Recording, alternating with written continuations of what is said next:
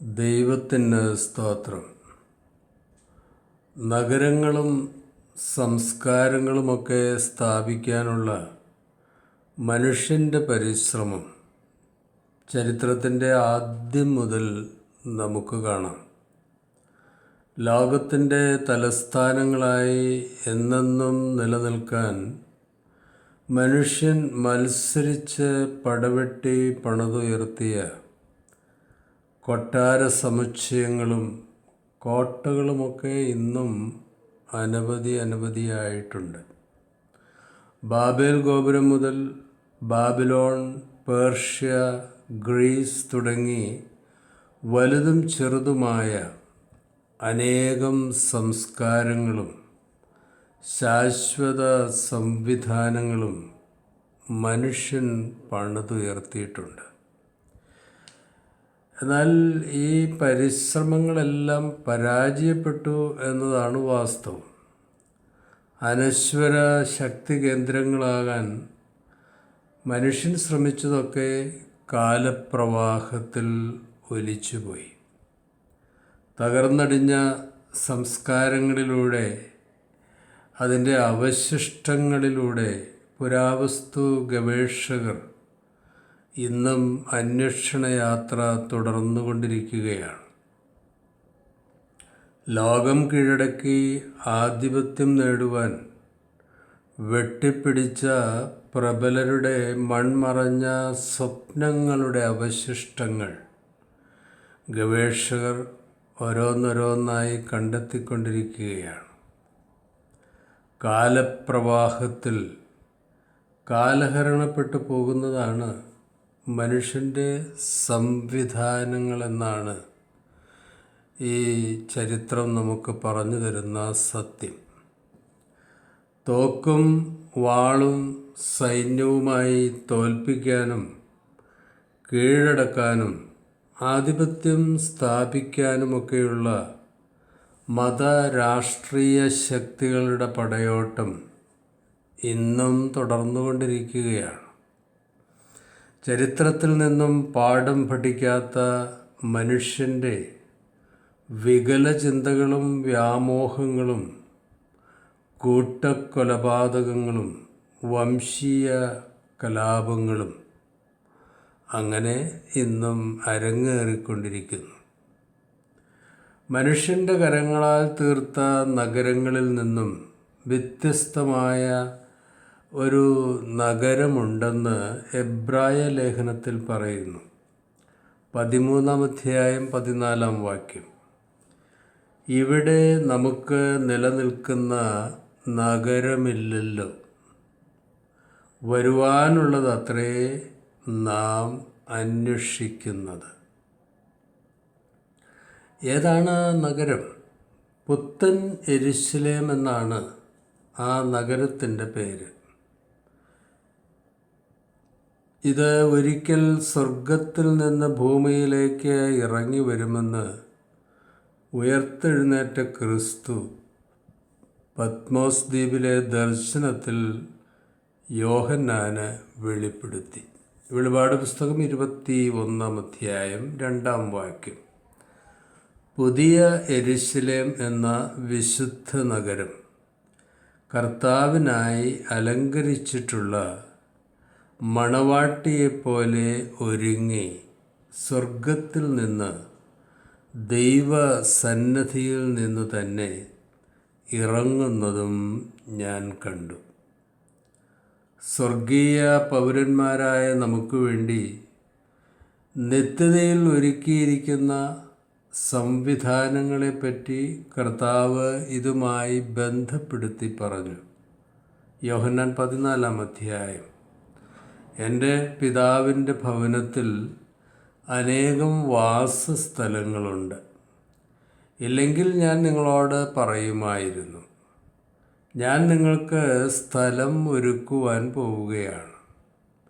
ഞാൻ പോയി നിങ്ങൾക്ക് സ്ഥലം ഒരുക്കിയാൽ ഞാൻ ഇരിക്കുന്ന ഇടത്ത് നിങ്ങളും ഇരിക്കേണ്ടതിന് പിന്നെയും വന്ന് നിങ്ങളെ എൻ്റെ അടുക്കൽ ചേർത്തുകൊള്ളും.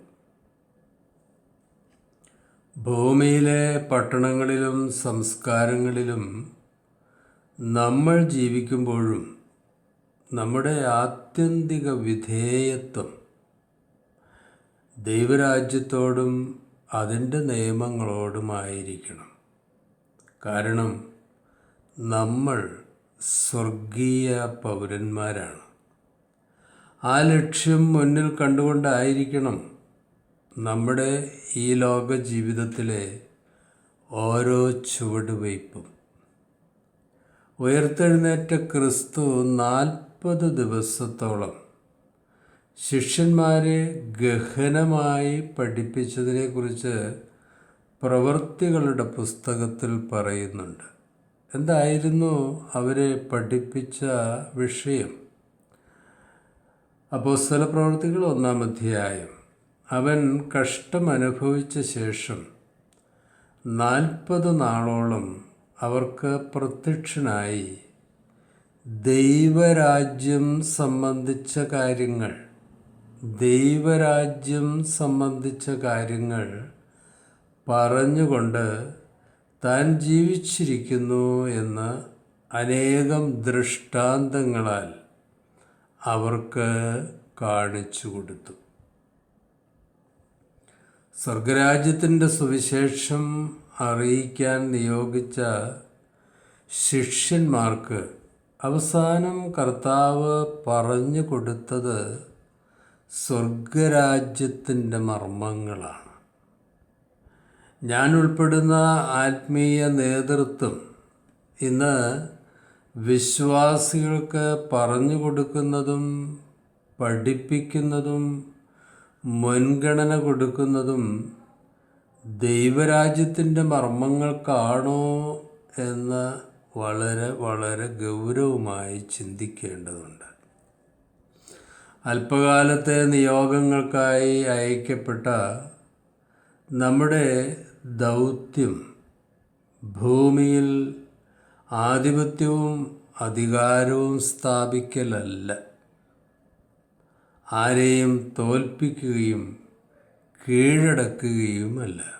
പിന്നെ കുടുംബത്തിലും ദാമ്പത്യത്തിലും സഭയിലും രാഷ്ട്രത്തിലും ദൈവരാജ്യത്തിൻ്റെ അനുഭവങ്ങളായ നീതിയും സമാധാനവും പരിശുദ്ധാത്മാവിൻ്റെ സന്തോഷവും യാഥാർത്ഥ്യമാക്കാനുള്ളതാണ് ഈ ഭൂമിയിലെ ഹ്രസ്വ കാലഘട്ടത്തിലെ നമ്മുടെ ജീവിതം.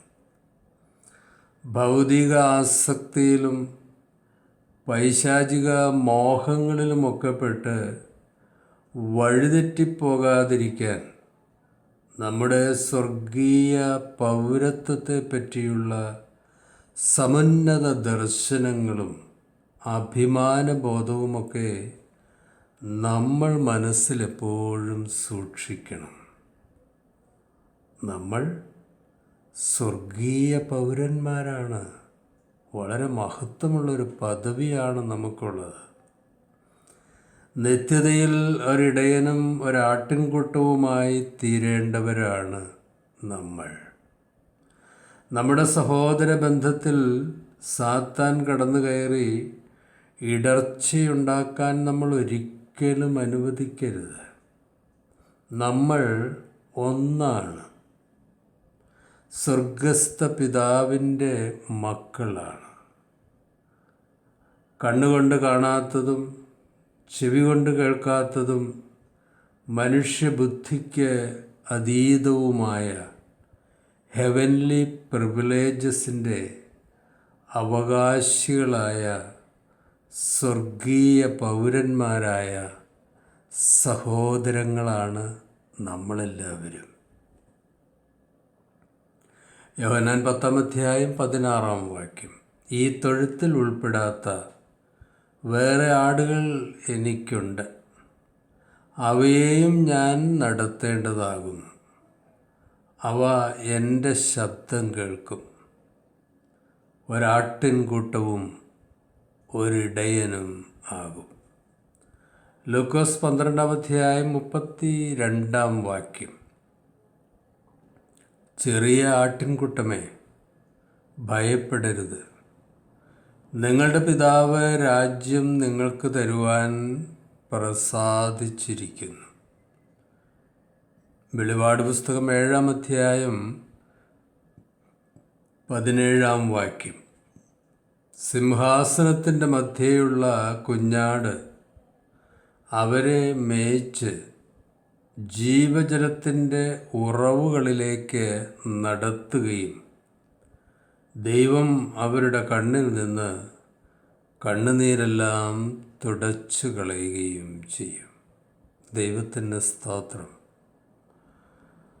കാരുണ്യവാനായ ഞങ്ങളുടെ സ്വർഗസ്ഥ പിതാവേ, ഞങ്ങളുടെ സ്വർഗീയ പൗരത്വവും നിത്യതയും നഷ്ടപ്പെടുത്തുന്ന ജഡീക മോഹങ്ങളും വിരുദ്ധ ചിന്തകളുമൊക്കെ നാഥ ഞങ്ങളിൽ നിന്ന് അകറ്റണമേ.